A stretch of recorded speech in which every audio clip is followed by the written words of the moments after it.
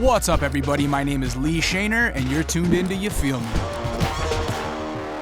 I want to get the housekeeping stuff out of the way first, and so I want to dive right into it with Protect Our Winters. Yep. Because that's something that is clearly very important. I grew up in Alaska. I can very viscerally see that the winters are changing up there. I'm sure you see it even more than I ever do. And so tell me a little bit about what Protect Our Winters is. Yeah, so Protect Our Winters is an organization I started in 2007 because I was seeing change to the mountains. It coincided with what scientists were telling us was happening. And I felt like the winter sports community and really collectively the outdoor community wasn't doing anything on the subject or the issue. And so I just started it with the goal to unite the industry together to act on climate. Oh, so you started the program. I started it. Oh, yeah. I didn't know that. I thought it was something that you just got involved with or something. No. So you came up with it. What were the changes you were noticing in the winter that inspired it? Well, seeing like a really obvious example is in Chamonix, where I spend quite a bit of time. They've been living amongst those glaciers for a really long time, and so they have it documented to the year what these glaciers have done, and the rate over. I mean, God, now it's like it's accelerating really fast. At that time, just what you could see in these kind of 5-year chunks or 10-year chunks of time, like glaciers aren't supposed to recede that fast. And now it's gotten to like a yearly acceleration. So that was a red flag. Where's Chamonix? Chamonix, France. France, okay. And then a big aha moment for sure was I was in northern Canada, border of Canada and Alaska. And it was February, and I got to met some locals, and we were hiking this ski resort that, and these guys were in their early 30s, and it was all grass, and they were showing me, and we were just like getting some exercise, and I started asking about the resort, and they're showing me all these the kickers and the warming hut and all the, this closed resort, and I wasn't. It was a very positive conversation. I wasn't thinking much about it. And then I'm like, well, why is it closed? And they said, it just doesn't snow here anymore. And these are, these are guys in their 30s, kind of, they've seen this happen. And I started thinking like 30-year chunks and, of time, and like, what am I going to see in the next 30 years? Or like, thank God that's not happening to my home mountain. And and has it happened to your home mountain now? It has happened to my home mountain. I mean, in where we are, Truckee, California, my home mountain is Squaw Valley.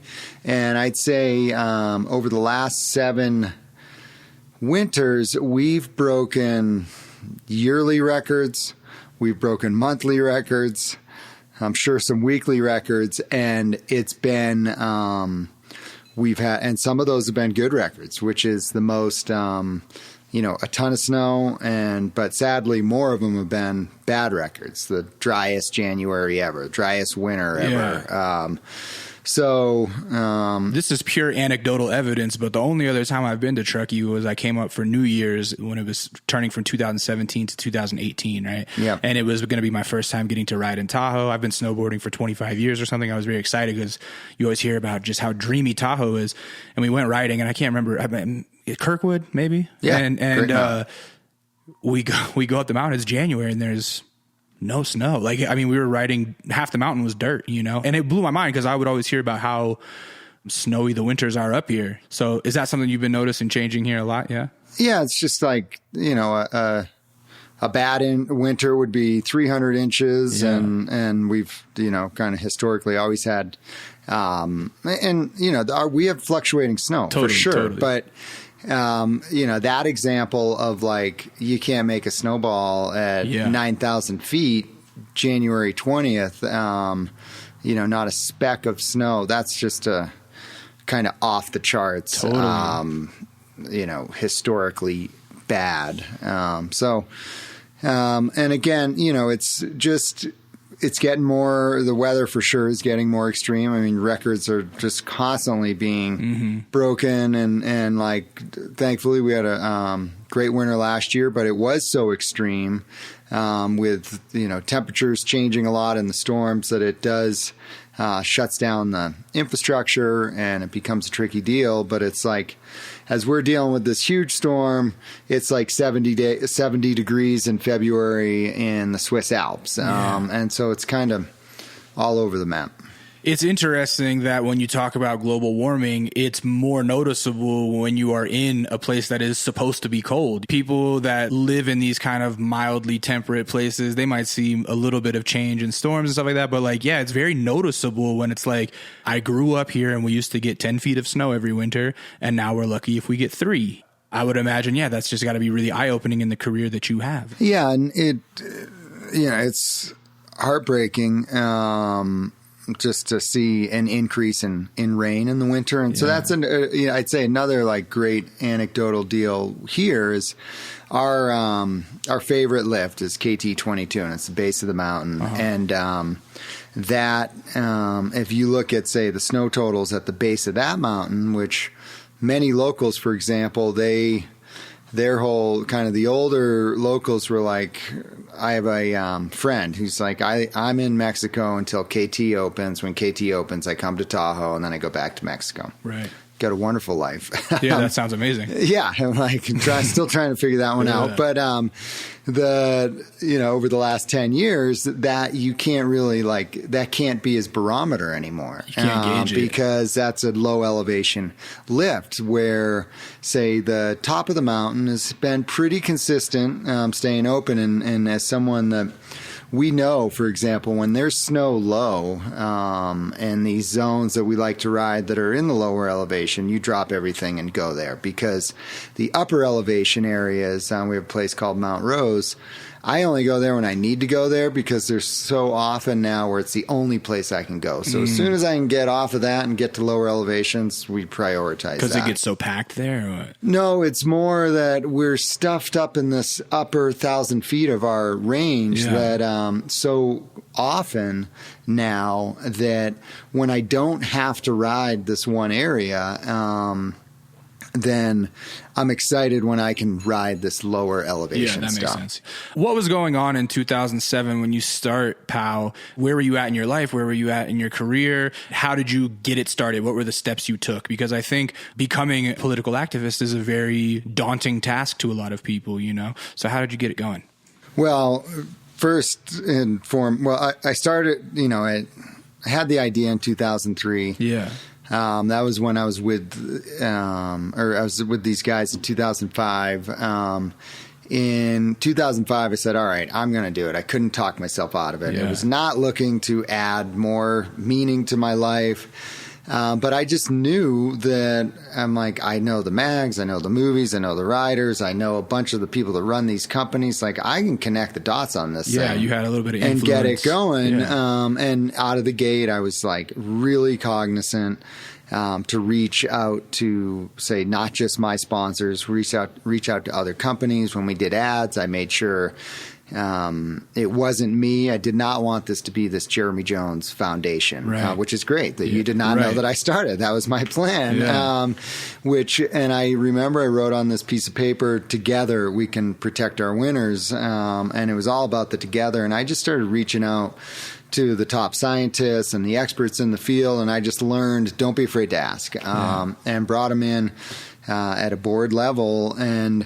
But when I started it, the last thing I thought I was getting into was politics. And quite frankly, because it seems like you're getting into science. Yeah, just like it was all about embrace the science, do what the scientists are telling us. And then at that time we were learning, we were talking about change your light bulbs and reusable water bottles, all these things, personal footprint stuff, which is still very important, but it's not. We pretty quickly realized that real deal change has to happen at the policy level. And then that's how we reluctantly ended up getting into the political side of things, which has been the biggest it's kind of the biggest hurdle why we have not taken more action on climate is that it is this divisive political issue. You brushed on something a second ago that I want to just kind of expand on. When you say, the reusable water bottles and getting rid of straws or what, like trying to lower the individual footprint, like that's good, right? Yeah. But the individual unfortunately can't save the world, right? It's getting too late. It's like it needs to come from the top down.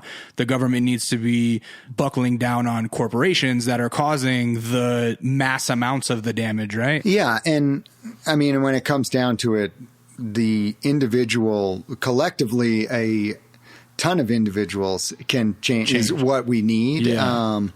But we, it's something like, I think it's like 50 companies in the world represent 70% of the carbon footprint of the world. Right.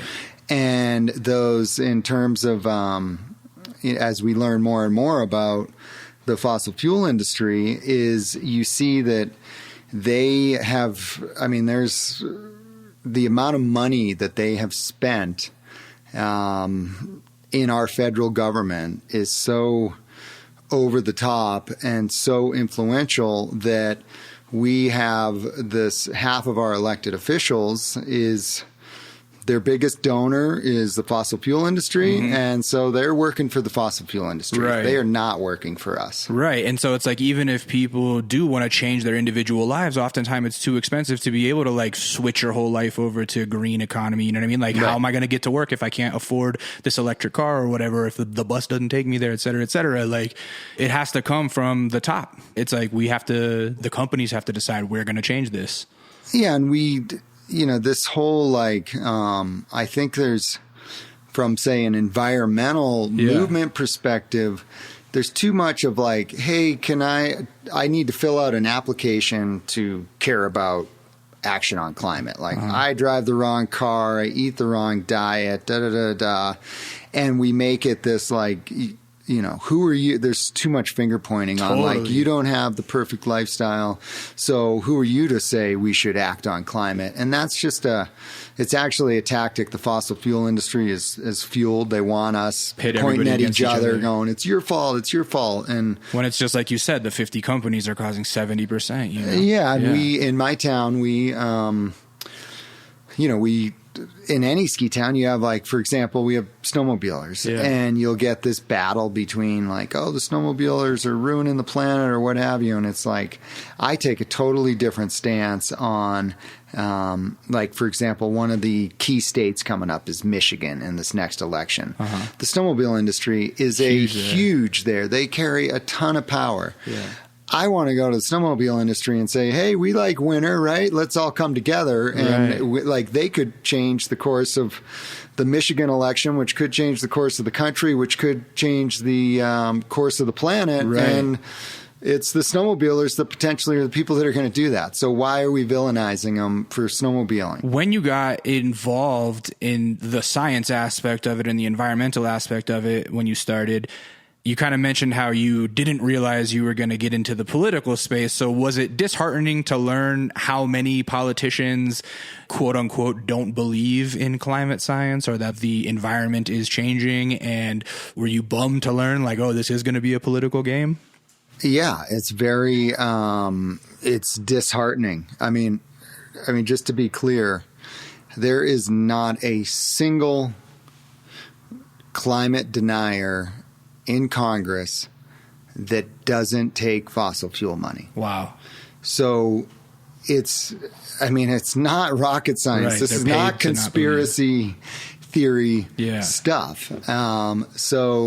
And then when, this whole and so why is climate denial so much more rampant in the U.S.? I mean, when you go to France, Switzerland, Amsterdam, Germany, they're like, do you guys really have politicians that deny that climate change is happening? Like they cannot fathom that. Yeah. And the big difference is they don't allow money into their politics. Mm-hmm. So they have not, their politicians are not funded by the fossil fuel industry. As the organization POW developed, are you doing a lot of the work at first, and how long does it take you to get a team around you helping? So, as far as building the organization, it was this slow build. And then I think in, this 2016 election was really this. I think we were probably about 3 or 4 at the time working at Protect Our Winters. And it was, we like to say we went from peacetime to wartime. Of course. We just watched all this. We were kind of, the clean power, or the I'm drawing a blank on the. We had some policies in place. The Paris, we'd agreed on Paris Climate Accord, clean energy bill, or something like that. The Clean Power Plan. Yeah, there you go. And so we had all these things moving in the right direction. One of the greatest climate deniers in our country became president. Hired, ex fossil fuel industry people they became the people in charge of protecting the environment and overseeing this stuff. Everything exploded on the environmental movement, and at Protect Our Winters, we just went all buckled in. down. And just kind of like we had a little bit of a reserve that we instantly just started getting as many people in that office that get paid to wake up and fight climate change. Yeah. How do you guys do that? What are some actionable goals that you have? Actionable goals right now, a great example would be this bill to protect the Arctic, or to protect the ANWR. There was a bill to open ANWR, open it up to drilling, and it was actually kind of tucked in this tax bill, and so. That would be one example of work that we've been trying to do, or that we've been really focused on, is to try to reverse that. And and it's just kind of, we recognize it's like we're digging this hole on climate change, and the first thing we need to do is stop digging. And to be, there's the fact that it's, largely considered the most pristine wilderness place on the planet. Yeah. And the repercussions of that, and we actually don't even know. They don't know how much oil is even up there, right. and so that's an example. 2018 election, we were very involved in what we go to these what we would consider purple mountain states, where it's not dark red, it's not dark blue, and where we feel like a couple thousand votes in these key areas, we can sway it. Yeah. And then right now we have an initiative called the CORE Act, which is in Colorado to protect some public lands, some of which are the extraction industry wants to get their hands on. Mm-hmm. And then, really gearing up on this 2020 election. With the climate changing in these cold area places, right? Sometimes, Alaska's a pretty red state. I talk to people around there when I go visit, and they go, our winters are getting milder. None of this climate change science is really like legit, da-da-da-da-da. And they think it's benefiting their life sometimes because it's making less cold. Less cold is easier for actual living up there, right? But has your organization done research on like the effects that the climate change has on species and extinction? Because that's something I worry about. In that, what we were just talking about with ANWR, there's one of the biggest caribou herds. I think the biggest caribou herd on the planet is in ANWR. Tons of grizzlies and all kinds. There's a whole ecosystem. And as the climate changes, these animals are unable to survive in these new climates because it's changing too fast. They're unable to adapt. So we would not go in and do research on the caribou herd or what have you. Yeah. There's a lot of great science going on that. And it's funny, we work with a lot of scientists, and are always like, we need you on the panel and da-da-da-da. And they're like, why are we even debating that? Like, really, you need me to sit here and tell you that climate change is happening? Right. Can we please get past start that part. Focusing on how we're going to fix it? Right. So there's a lot of great science out there, and sadly, we're in the midst of a mass extinction that's going on across the planet right now. How frustrated do you get when having to how do you contain your frustration when you're having to deal with politicians that don't believe in this shit? Well, I will tell you, I was just in Capitol Hill. Yeah, that's what the rhetoric is changing where And we, saw this. We knew there was only a matter of time that you can avoid this. So now the language is around, like climate denial is really very few are just blatant climate denial, where in the past it was a lot. And now it's kind of climate's changing.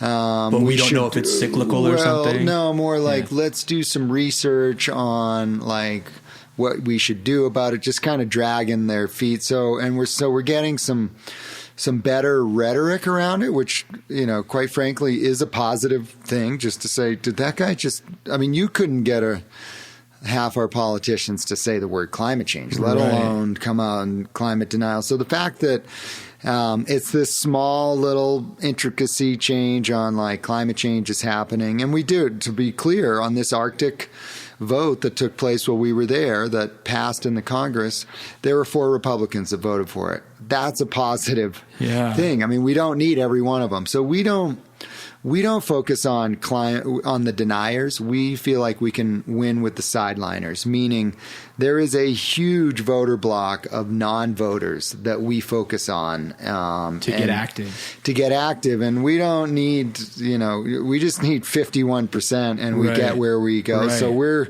our energy, I don't spend any energy on trying to turn a climate denier into a climate champion. It's just not a good return on investment. So we try and get that, maybe that moderate in the middle person, or the non-voter, which is, in the 2016 election, the biggest political party in that election was the non-voting party. Right. That's such a smart take. And I just feel like that could help the liberal side of America get their shit together in general. Is like, you always hear about the electability of politicians, right? Like, or candidates. Oh, he's somebody that might be able to switch some Trump voters back. And it's like, there's no point in talking to those people that have buckled down and have dug their foxhole and are going to stay in there. It's like, talk to the ones that didn't vote. Talk to the ones that are like on the fence. You know what I mean? Like, because you can't argue a climate denier into believing. Like, there's just no conversion, Was that always you guys' goal? That I'd say switched in, it's kind of always been the goal, but we just got more focused on that. And then in, awesome. The like staunch climate denier is really just a loud minority, and there's a ton of polling that is readily available, which is why we are getting more meetings in Capitol Hill. We're hearing rhetoric change from the Republicans on that they're 70% of Republican voters want action on climate.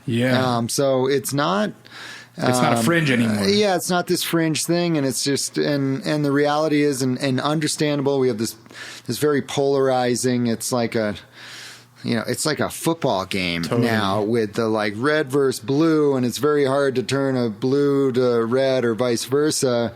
And so we, to be clear, Protect Our Winters is a bipartisan group focused on climate action. So we call them unicorns, man. We love nothing more than a Republican that wants real action on climate change. And we continue to seek those out. And when we we had 36 meetings last week in Washington, and the majority of those are with moderate Republicans that we hope to turn to climate champions. How frequently do you guys go to DC? I just saw all the kind of content that was getting posted last week while you were there.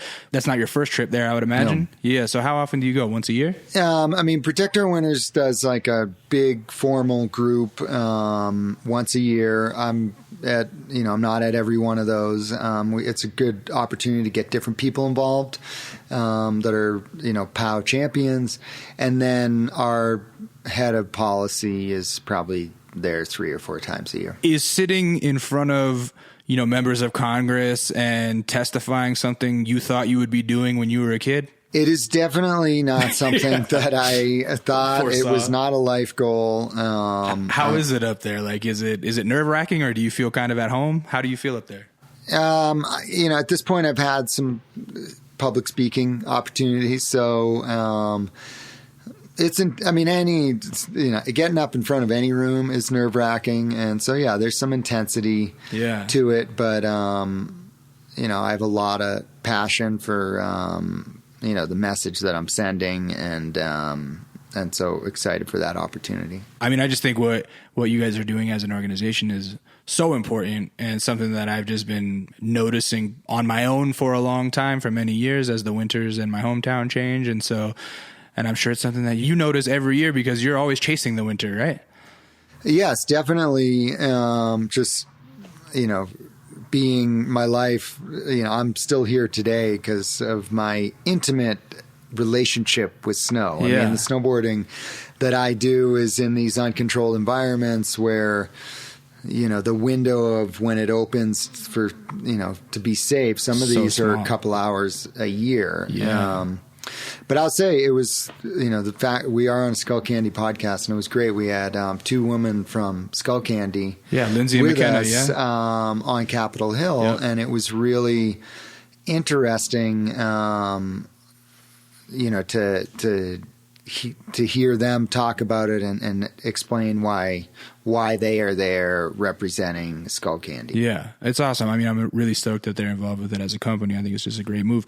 Tell me about the winters in your hometown. Where did you grow up? So I grew up on Cape Cod, the highest point, which is 200 feet above sea level. So naturally, I'm a professional snowboarder. My grandfather, we jokingly say, discovered Vermont because Cape Cod is a place you take a bridge to get to it, and the majority of people don't leave. I have a ton of relatives there. And like a fishing family or what? We were not. My grandfather was actually a state senator. Oh, wow. A Republican state senator who did some great work protecting wetlands. Awesome.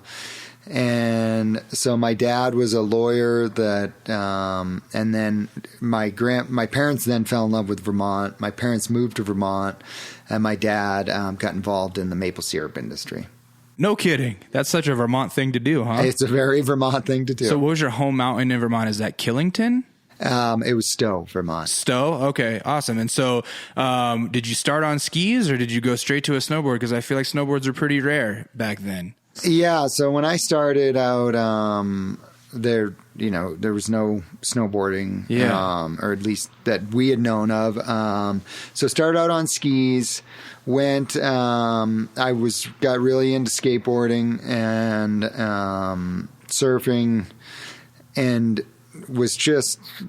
fell in love for some reason with this sideways lifestyle and everything about it, and started seeing pictures of snowboarding in Thrasher magazine. And was like, that's what I want to do. At the general store in Stowe, in the basement, they had one day Burton Backhill showed up in that basement, and thankfully Santa brought that for me for Christmas. What's that look like? It's like a plank of wood? It's a plank of wood with like the water ski bindings. Oh, water ski binding. Okay. So first three years were on a board like that. Yeah. Then moved to. Do you have? Is there like there's a rope? A rope at the front that you're holding onto the exactly. The tip. Yeah. Okay. That's old school, man. That was old school. Wait, before we get too deep into this, how did you get into surfing in Vermont? Like, were you pretty? Well, cool? I was living on Cape Cod, and then we would come. Yeah. And then we were like diehard weekend warriors. Yeah. And I lived 45 minutes from the beach with no one older than my friends and I who were really into skateboarding. We're like, hell yeah, we're surfers.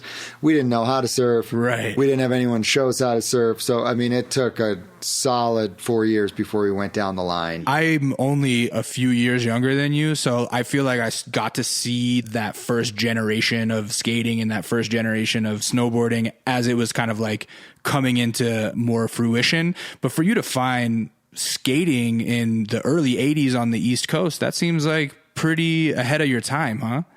Yeah, same deal. It was very counterculture. I mean, there was a skate shop like 2 towns over that was about the size of this room. And so it was definitely it was a thing. That was when like Bones Brigade was starting to happen, Search for Animal Chin type stuff. It was definitely there's like a bit of an industry acceleration that I was probably in first grade and kind of latched onto. So you just had this counterculture element about you since you were just a kid. You like that was just your stuff, man. And so you get the Burton board, and are you one of the only people on Stowe riding one, or did you have some buddies trying to learn too? Well, so I had a cousin I'm very close with, did a ton of snowboarding with. My brothers did some, but the snowboarding wasn't allowed on the mountain. That's okay. So sled hills? We could, behind my house, we kind of linked into these cross-country trails, and we'd go and hike up and ride behind the house. Virtually sled hills. And for years, had no idea how to turn. We could turn in powder, but that was pretty rare to have powder. And hardpack eluded us.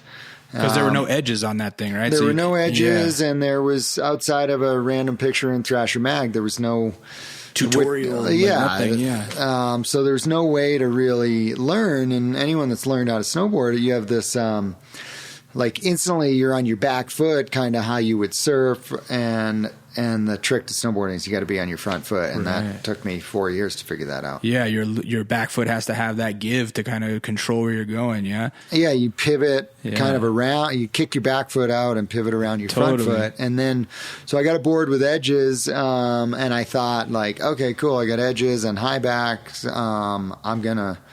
Now I'm going to know how to turn, and the crashes got really gnarly. And then one day, you get worse before you get better. And one day it was like this key to a portal, or like a lightning bolt hit me, where I was at peak frustration, going, how can I not figure this out? And then for some reason I got on my front foot and kicked out my back foot, and it was just linked turns to the bottom, and it was my life had changed at that moment. How old were you when that happened? So I think I was 11, because the next year it was allowed at my home mountain, which was 12. I mean, do you ever kind of just sit and reflect and go like, fuck, man, I figured out what I wanted to do with my life when I was 11?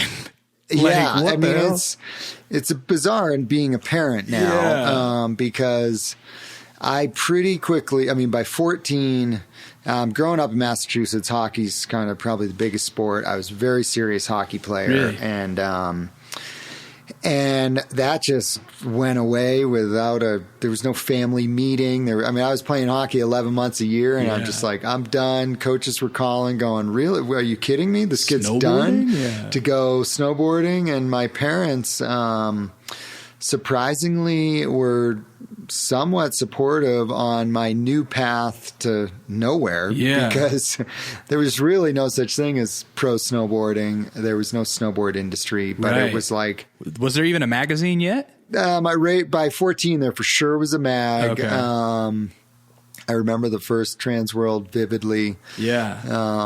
But it was a very, it was one of those things where my brothers and I, who also got the bug, both skiing and snowboarding. Older or younger brothers? Older brothers. Okay. And they went on to start Teton Gravity Research, which is a film company. Yeah. And they just released their 23rd annual film. Shout out to them. Yeah, big shout out to them. And were you guys competitive? Were you guys driving each other to progress? We were...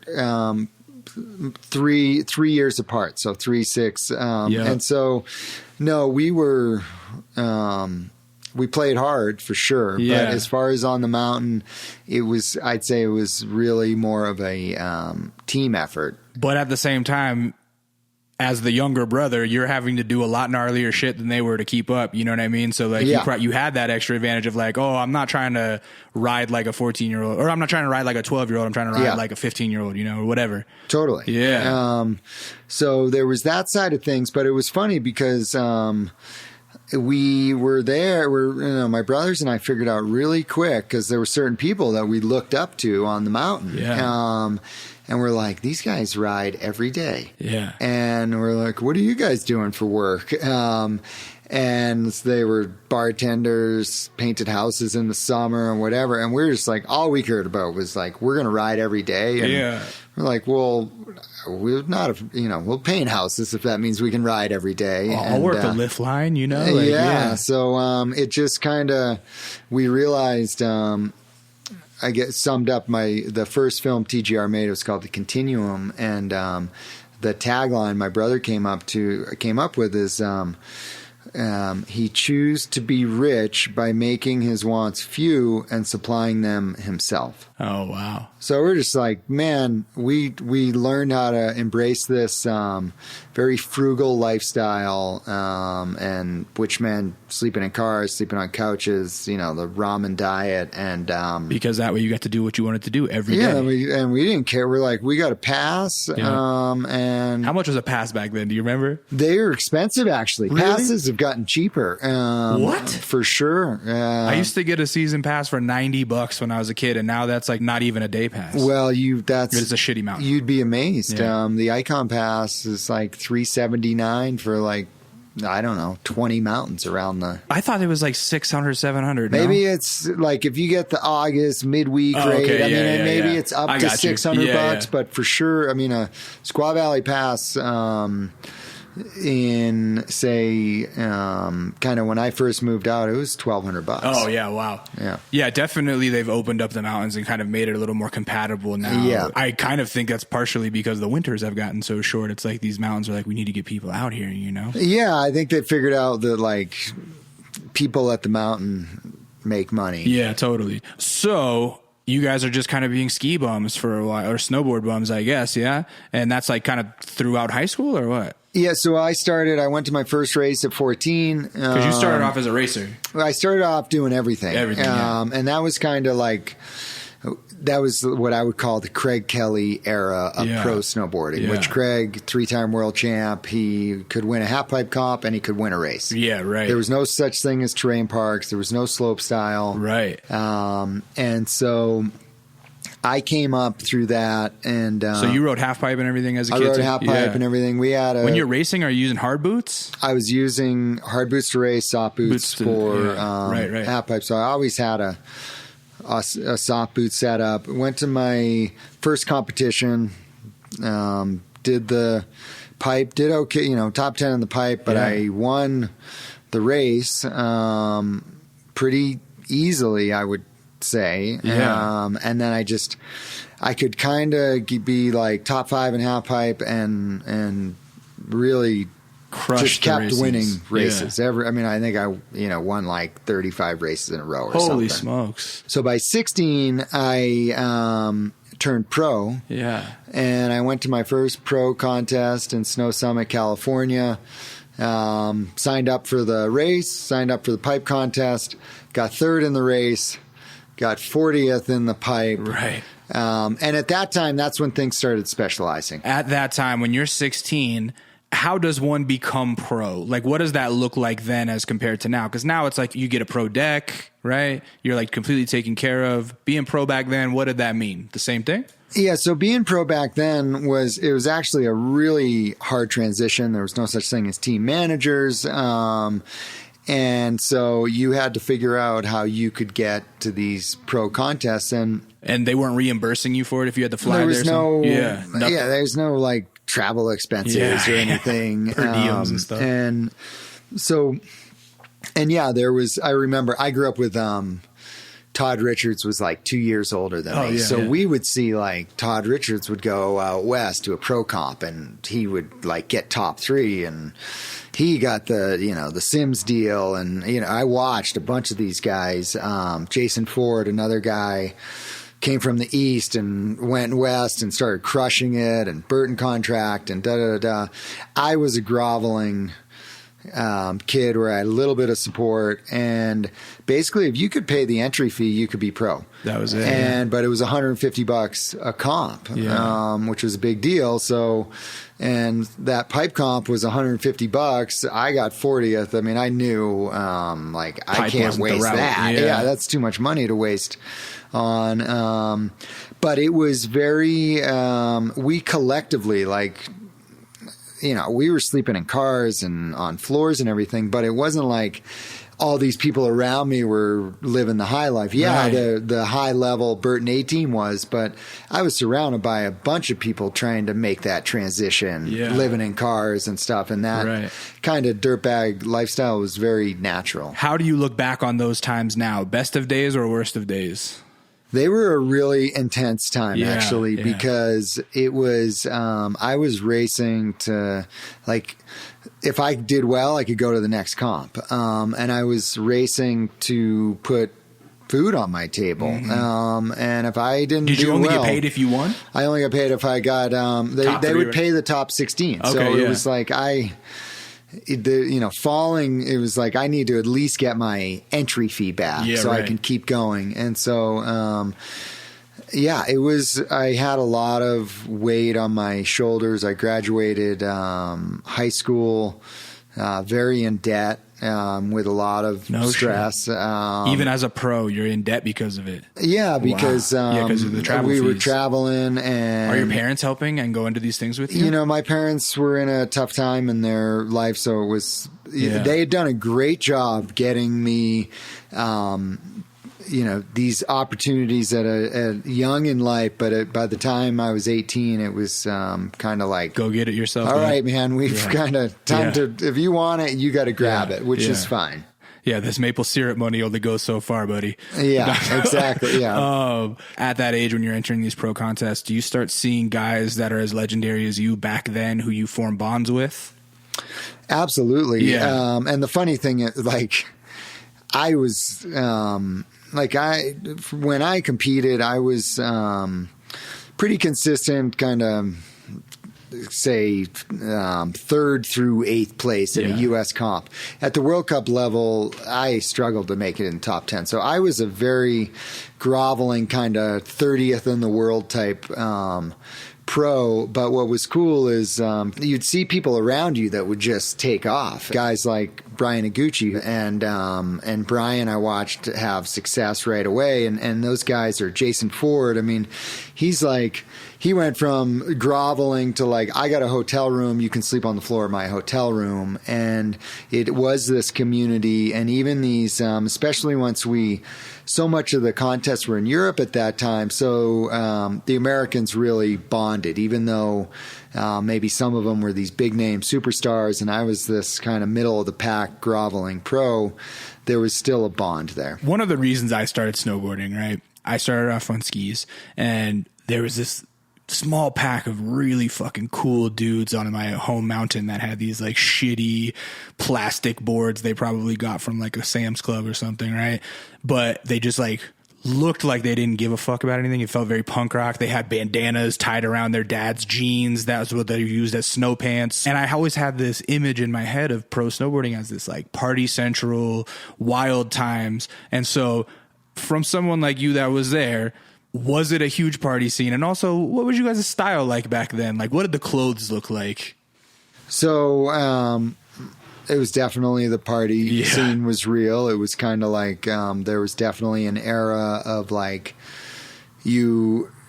especially if you were a free rider movie type pro, it was you threw down on the mountain and then you threw down at night. And they were you kind of needed both to be that pro level. And sadly, there was some collateral damage from that lifestyle, but it was real. I mean, it was kind of trash the hotel room and all that stuff that goes with that. And but I'd say with me, I was racing. So I'd say lacking on the cool front. But I had, again, it was all still this like really one big family. Yeah. And then I was always really into free riding and always had a free ride set up. And so I would connect with people on the like, hey, what are you doing tomorrow? It's sunny powder day. Like, let's go ride. And so there was always that bond. Yeah, that's amazing.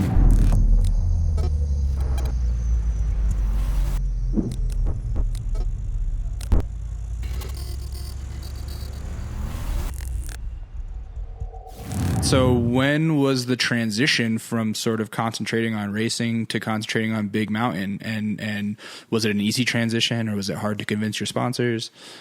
So I was 21 and I'm like, I was really burnt out on racing, and I started talking to my sponsors about it, and I really wanted to start free riding. And then as we're talking and they were supportive of it, it got accepted into the Olympics. And then it's like, oh my God, parents, like, this is so cool. You have an opportunity to go to the Olympics and da-da-da-da. And I'm like, man, I got to hold on. I thought about it. I'm like, I got to give the Olympics a shot. And so at this point, when it gets accepted into the Olympics, you guys are full, like, teched out, right? Like body suits and like long boards, like super technology. Yes. Okay. Yeah. I remember that era. Yeah. So riding a 183, so 18 tall. centimeters wide. And so I'm like, all right, I can free ride the rest of my life. I got to give this Olympic thing a go. And because I was kind of in that, say, top 5 in the country for a long time. So I had a really legit shot at going. And so I gave it a go. And then the last event, I was there with my cousin who I grew up with, super close with him, Adam Hostetter. And we were on the last run of the last qualifier, and it was like, if we were both in, like, I think I was third going into it, or we were both right around like third. And we're like, man, if one of us wins this thing, we'll make the Olympic team. Yeah. And he won it. I missed out on the Olympic team. And it's, the funny thing for me is I was so psyched that he went. Yeah. And for me, I had this whole agenda laid out if I didn't make I had a foot in free riding. Like, I was going to start. You had your escape route. Yeah. At that point, I was already filming movies. I was spending a bunch of time in Alaska. And in the Chugach Range, or where? Yeah. At that time, it was all about Valdez. Yeah, Valdez. And my brothers at that point, they were making films. So I had this really clear path. And I didn't make the Olympics, and people asked me a lot, like, you must have been disappointed. And I was relieved. I mean, there's 2 days in my life that I look at as pivotal, very uplifting. And that was, and like this burden falling off of me. And that was graduating high school and my last race. Yeah, that makes total sense. I mean, like, your cousin must have had to, like, really stay on his P's and Q's for the rest of the time at the Olympics. I mean, I remember that first year that snowboarding was in the Olympics, the Canadian guy who gets in trouble for smoking weed or whatever. Totally. Like, that's still legendary. And it's like, who gives a fuck? But that was a lifestyle, and they're just not letting these athletes be themselves, So, yeah, that would have been hard, I bet. Yeah, I mean, it was not hard. Like I said, I was relieved. I gave it everything I had.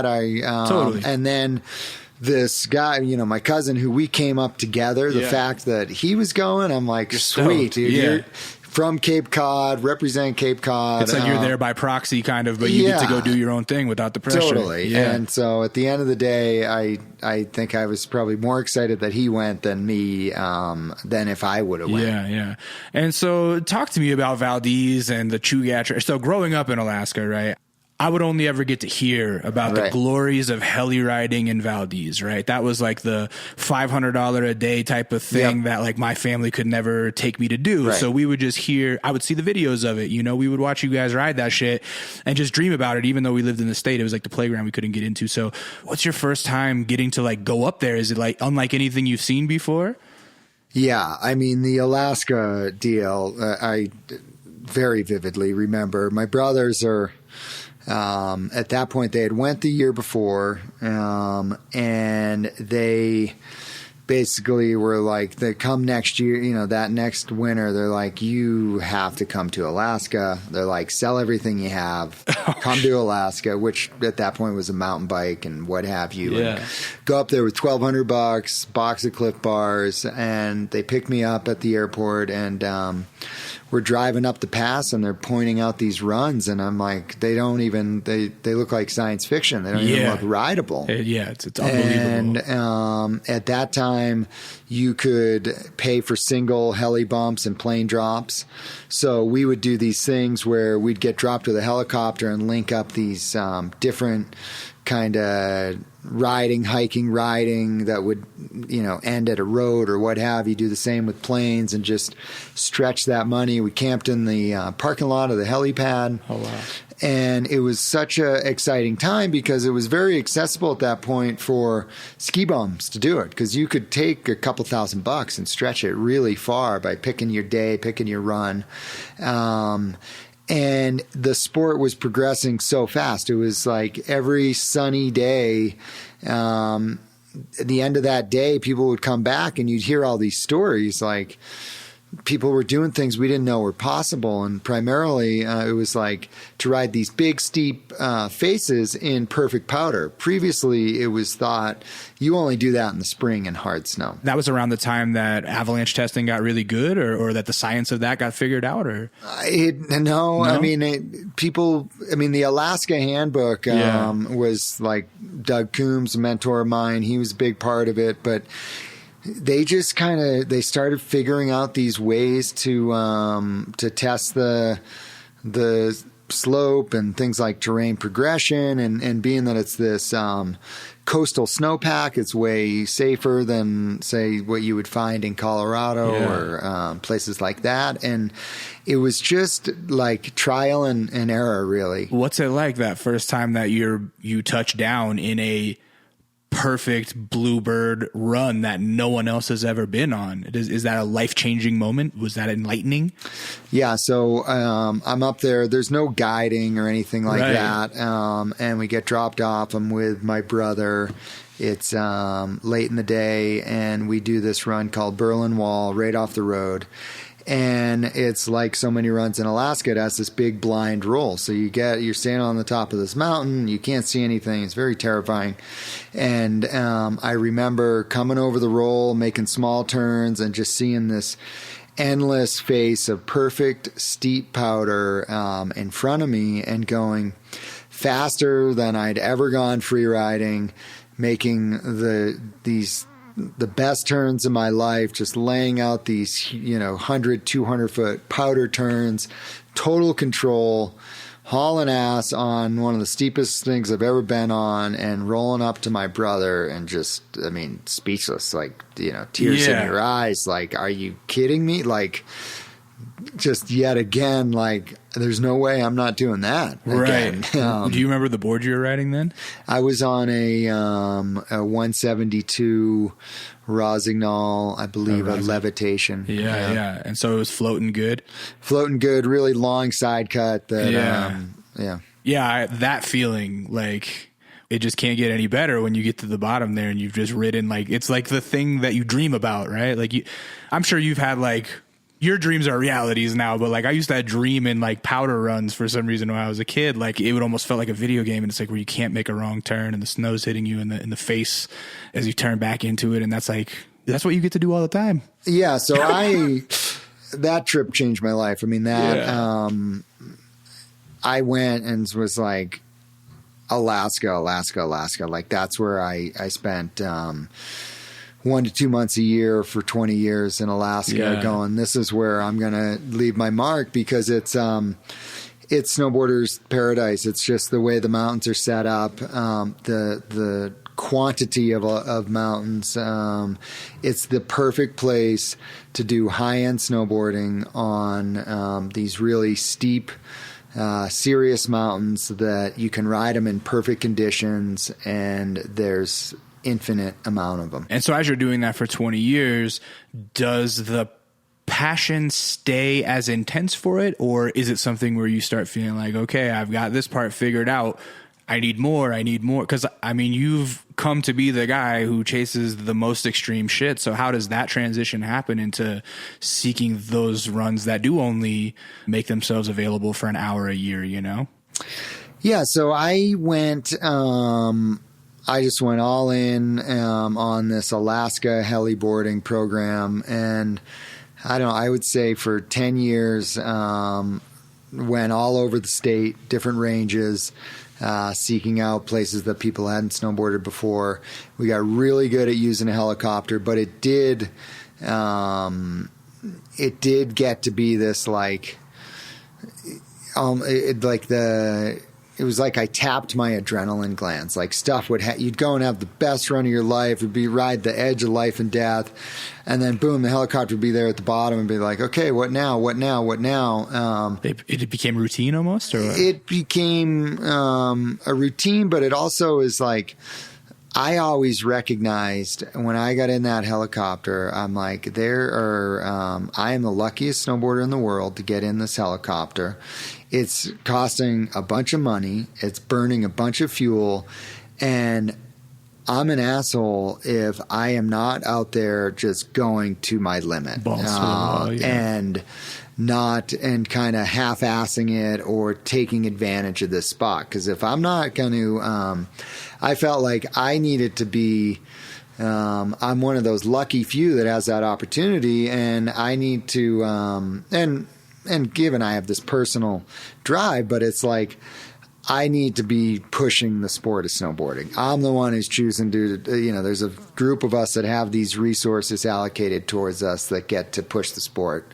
So you better take advantage of it. You better take advantage of it, and it's on. And if you're not, fully committed and again, right on that edge, then you should move over and let the next kid come up. How many scary moments did you have up there? When I say scary moments, every moment is probably a little bit scary, but the ones where you're like, I might die. Yeah, I mean, I have been, I've definitely tickled that edge, but we have we've really, my brothers and I, because I was with my brothers through this whole thing. That's amazing. We really we put so much energy into how to safely go about this. So yes, I've cartwheeled down 50-degree slopes, but, and that to a viewer would look really dangerous, and I could definitely have, broken an arm or what have you, but I haven't fallen in what we call a no-fall zone, fall you die stuff. And I, avoided setting off big avalanches, which could kill you. So, pretty fortunate in that case. But over time, and then what you realize also is you can only take a helicopter to about 5% of the mountains in Alaska. And as someone that I really just am obsessed with finding that perfect mountain. And I quickly get to this point where it's like I'm racing people to these lines, and it just things started changing. I started really understanding, a lot about climate change, understanding, looking at my personal footprint more, and that led to me making a really big shift where I went to foot-powered snowboarding. Yeah. So you hike. Yeah. So you hike. Yeah. And so specifically in Alaska, what we started out doing is we would take a fixed wing aircraft, go out, you can kind of land anywhere at that point, and went deep. Our first camp I did was 70 miles from town, which logistically you can't take a helicopter that far. Got dropped off and spent 25 days out in the mountains figuring out how to hike and ride these lines. Holy shit. So what does that look like? You guys are out there with heavy camp packs, all your gear, split boards, I would imagine? Yep, split boards. This is right around the time I started my own. It's funny, the two things that I didn't ever want to do was make my own movie and start a snowboard company. Yeah. And in 3-month period, I did both. So you start Jones and you guys start making split boards or what? Yeah, we started making halfway through the first film I did, which was Deeper, which took 2 years. And we were cutting boards, and I just was like, man, I need real attention put in these split boards and free ride boards. And so started Jones halfway through that process of filming that first movie. And we just kind of went out there and started figuring it out. And with the, and my whole goal was like, if I can figure out how to hike these lines, I have 93% or 95% more mountains to choose from. And I learned along the way, because I always, I got to a point where I really would like save all my travel budget for Alaska. So I lived in Jackson Hole for a while. I did all my snowboarding was off the lift or hiking off the lift. So hiking has always been a part of my snowboarding. And then I'd go to Alaska and film all these movies with a helicopter. Yeah. When you're camping for 25 days in the snowy Alaskan wilderness, right? I just have so many questions about the actual like technical capabilities, right? Or the gear that is necessary. And I told you at the beginning of the podcast, I'm not going to ask you about gear, but now I'm like, mind is open. So are you guys must have like snowshoes, obviously. Yeah. Split boards. And then these specific snowshoes for hiking steeps. Okay. And oxygen tanks? No, because Alaska, the beauty of it, which I love about it, is the mountains come right out of the ocean. The glaciers go to the ocean. So you have these really dramatic peaks that, we generally are at between 5,000 and 7,000 feet. So you're not like thin of breath when you're up you're there. not up in at 14, 15, that's when 20, it starts to get the iffy. Himalaya. When you start getting above 15,000 feet, it gets hard to snowboard. And then I guess like food, like how do you guys get enough food for a month in? A lot of, that first trip. So we actually went out. We didn't realize we were going to go out that long, but once we got out there, we brought like a 50-pound bag of Clif Bars, and you just kind of do your menu. And then the first trip was the snowiest trip we've ever had. There was a 10-day storm and a 5-day storm. And so we just kind of, you ration it out, you figure out what the portions are, and at over time we really perfected that kind of base camp style snowboard trip. Right, because I would imagine with that much hiking and snowboarding, you are doing a tremendous amount of exercise every day, and so your caloric intake must need to be extreme in order for your body to just not eat itself, right? So how do you manage to, it can't all be Clif Bars. We're the beauty with like taking a plane and doing a single drop, you can bring a lot of food out there. It's a lot. That first trip was all freeze dried food. For years, it was always that kind of astronaut style food. Did you still leave having lost weight?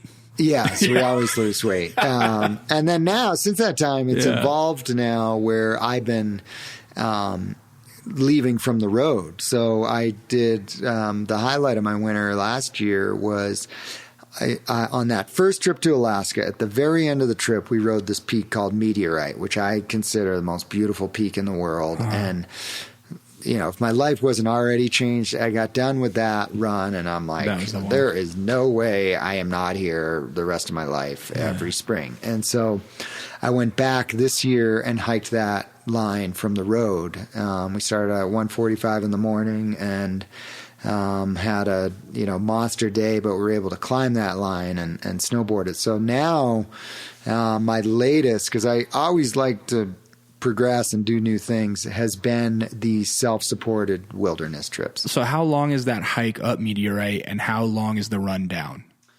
So it took us about 12 hours to get to the summit. And then the line that we went to ride, the peak of that line is about 2 minutes. 2 minutes, man.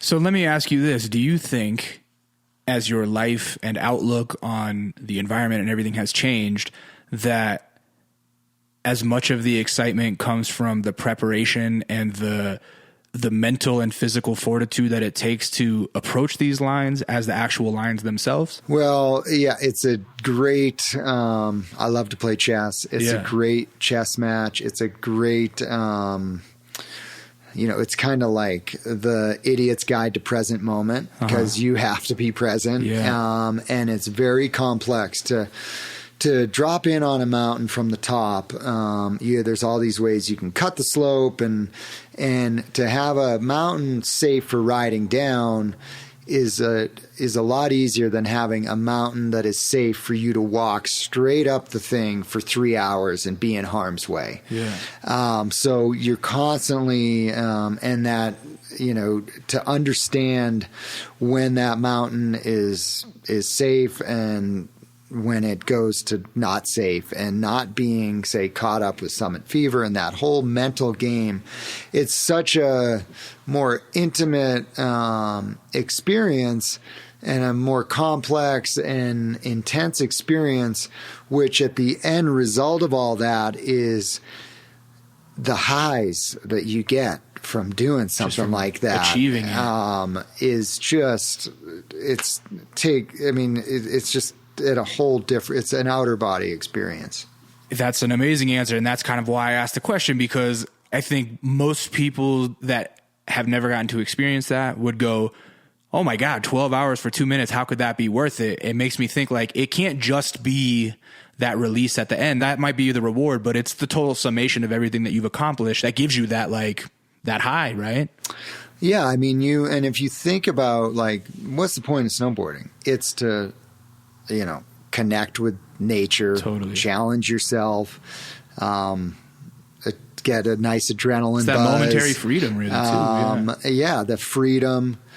And so what I've learned is the more you strip it away, the more you like get immersed in the mountains, the more connected you get, the more of a challenge it is, the more, and then the more intense that the high is. Yeah, that totally makes sense. So those, so quickly, because this whole like, oh, I'm no longer going to use helicopter, immediately it was like, people look at you like you're crazy. 50 interviews that were like, so you hate helicopters now, and you do this because helicopters bad for the environment, and it is like there's so much more that is a part of that, and this would have never worked, and I would still, the only reason I'm still a pro snowboarder is that I learned that the what I get out of figuring out how to climb and ride these mountains is just so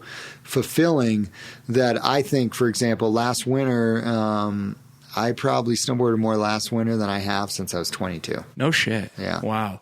When you talk about you would just be in Alaska for the spring, right? Like, I would imagine as a pro snowboarder, there's winter all over the planet all year. So were you somebody that would just dedicate a little bit of time to snowboarding and then you would go lead like normal summer life? Or were you somebody in your 20s that was like traveling the world seeking winter at all times?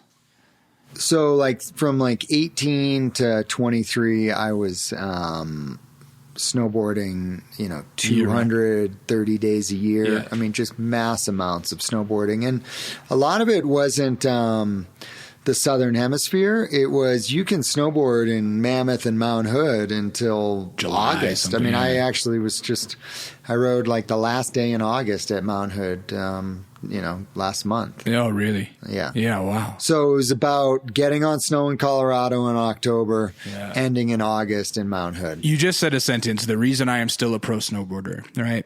I just talked to a 23-year-old skateboarder last week whose body is already, falling apart, and a lot of his career is pain management already, you know what I mean? And so you're doing some of the gnarliest shit on a snowboard that's ever happened.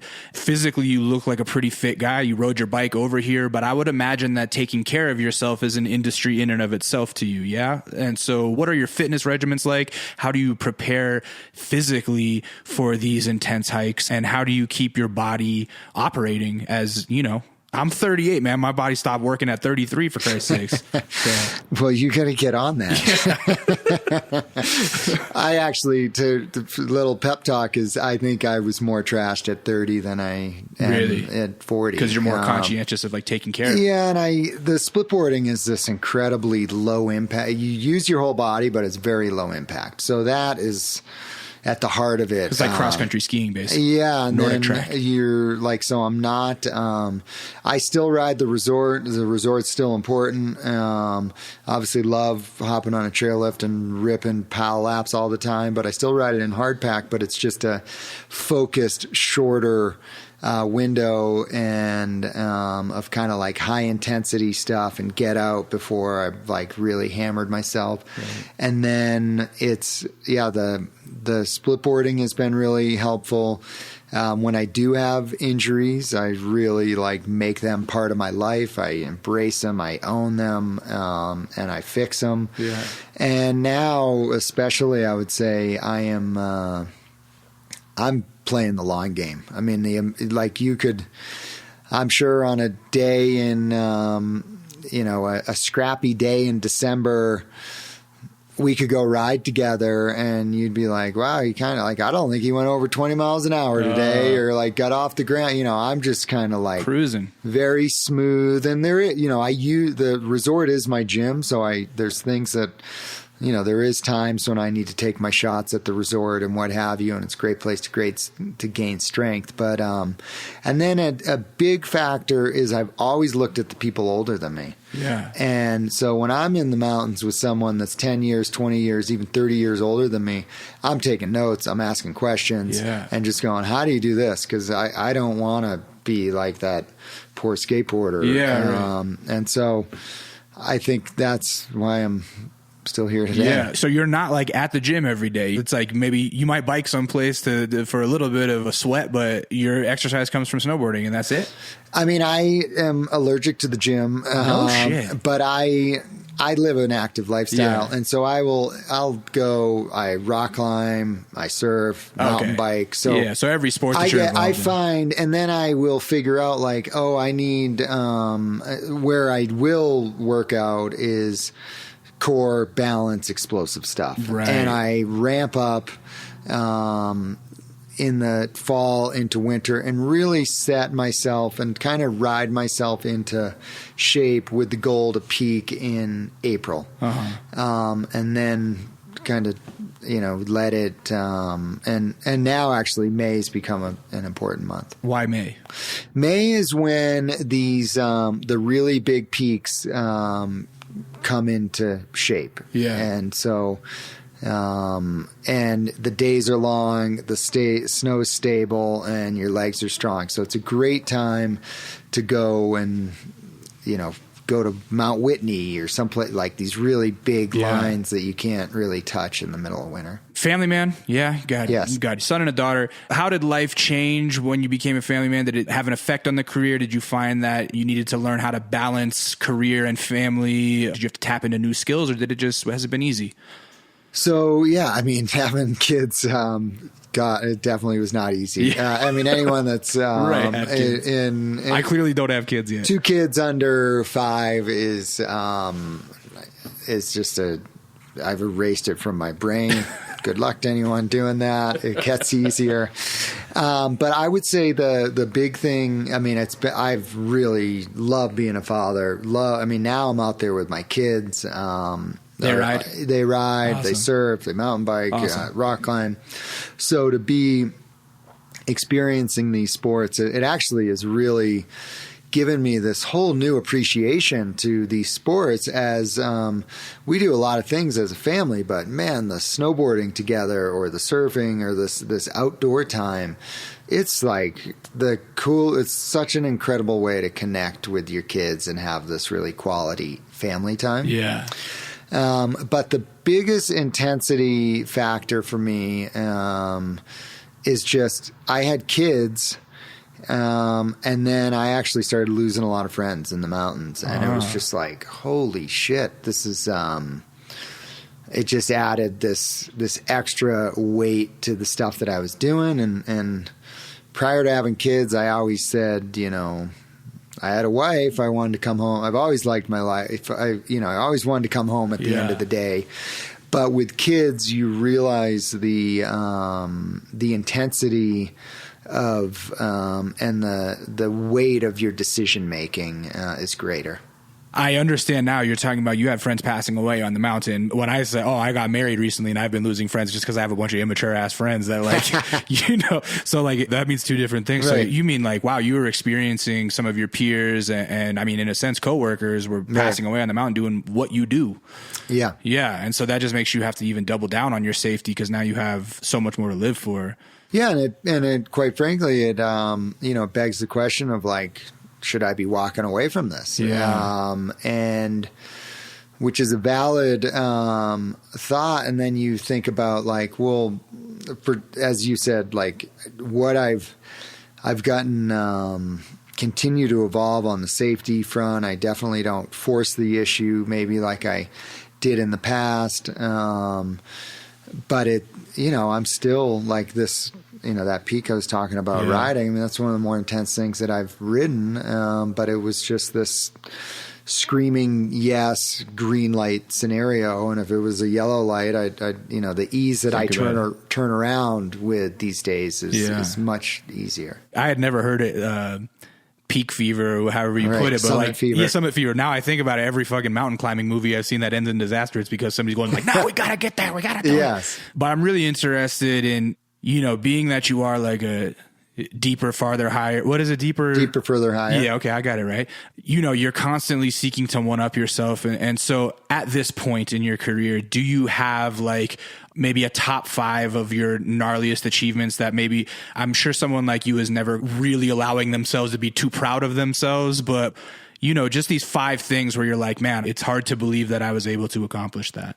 Yeah, I mean, I am this like really forward looking person. And it's like, I watch these, for example, I've been in over 50 snowboard movies and it's like, I watch them at the premiere and I'm out. Those are put behind me and I'm thinking about the next project.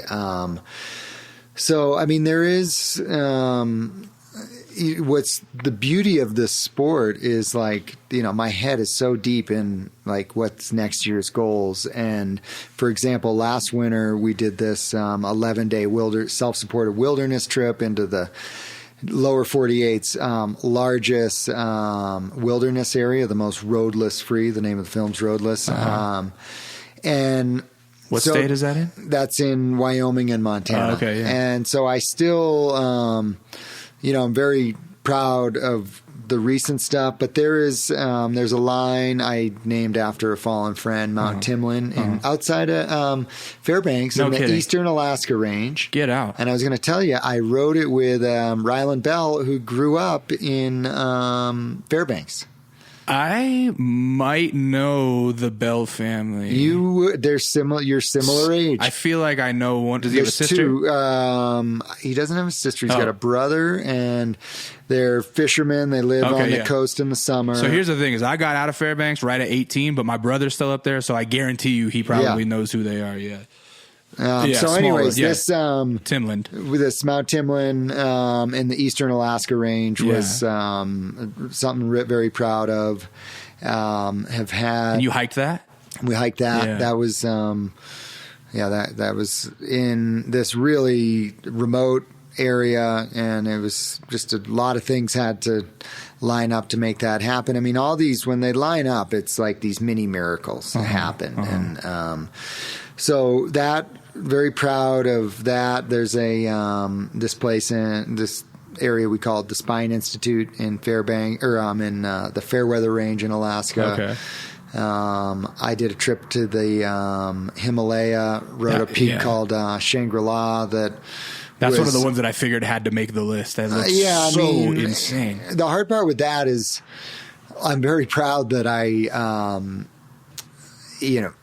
am still here. That was a very intense situation because, like, I generally want to ride these lines in really good conditions, and I dropped in on that peak, and it was, manageable conditions off the top. I was on rope. I got off belay, and it randomly got firmer as I went down. I thought it was going to get softer. Yeah. So it turned into this pretty intense descent. Yeah. So, not my, say, greatest, finest hour of snowboarding, right. But definitely an accomplishment. Yeah, yeah. Like maybe it was a yellow light in hindsight?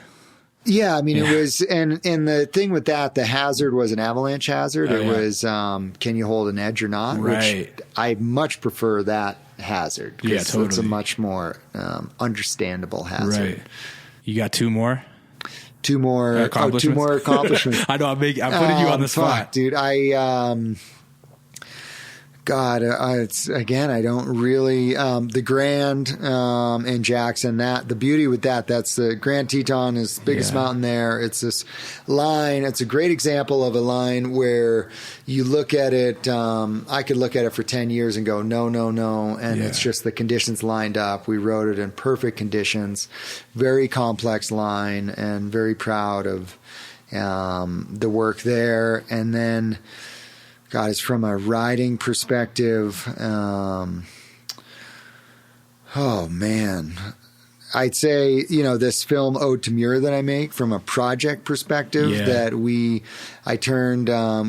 crossed the Sierra again. At the time, I'd never done anything like that. And it was just to make from a movie making perspective to figure out how to bring cameras there. And then, and just it wasn't the like bottomless powder, perfect pink light snowboarding. And to be able to go and ride these remote peaks, probably, stuff that hadn't been ridden, in the Sierra that's bookended by LA and San Francisco, and turn that into a inspiring, watchable film was something I'm very proud of. Yeah, man, that's awesome. And I'm sure that whatever's next for you is going to make that top 5 list and bump something else out, I'm sure, because that seems to be how you're living the life.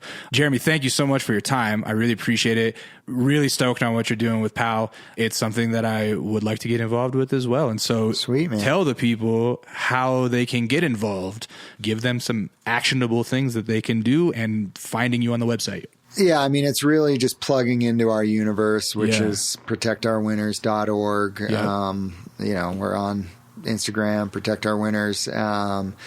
And we have really clear action items to, how to contact your elected officials. And is that the most important thing that as individuals we can do, is get in contact with our representatives and inform them about our desire to see action on climate change? Yeah. I mean, to get the speed and like where we are in this battle, we need big thinking, big effort, and we need it at the federal level and at the state level. Mm-hmm. And so it's get plugged in, vote, help climate champions, get elected, get your friends to vote. It's really, this 2020 election is what we call an all hands on deck moment. And it's the most important election of our time. And quite frankly, it's really the last climate election in the sense of like, we need to make moves right now. And if we're getting to that point where it's, if we don't make moves, then we need to really start looking at extreme adaptation. Yeah. How do you feel about the Green New Deal? About it? I think there's, I like that they put something on the table. I think, there's some detail. It's bold. I like the boldness of it, but as far as like every single line in that, and again, it's put out as, not as a, like, this is the exact bill. So it's really a, put out there to start the conversation. And we need bold thinking. It's not, we've kind of ripped past the simple solutions. And so we need some big thinking. I like that people are thinking big like that. So I think there's a lot of positive things in it. Yes. Go to protectourwinners.org. Yep. Find you guys on Instagram. Does Protect Our Winters have a Twitter? Yeah, we're on Twitter. We're on Facebook. We're on all those things. On those little icons. Go follow them. If you are a snow sports person, this is an organization you need to be backing. And that said, Jeremy, where can the people find you online? Instagram's probably the easiest. Jeremy Jones. At Jeremy Jones. Yep. And jonesnowboards.com. jonesnowboards.com. Thank you so much for your time, man. I really appreciate it. This was amazing. My name is Lee. Some of you guys might know me as Intuition. You can follow me online at It's Intuition. Go follow Skull Candy at Skull Candy. And thank you guys for tuning in. Thank you, Jeremy, for your time. And that is it.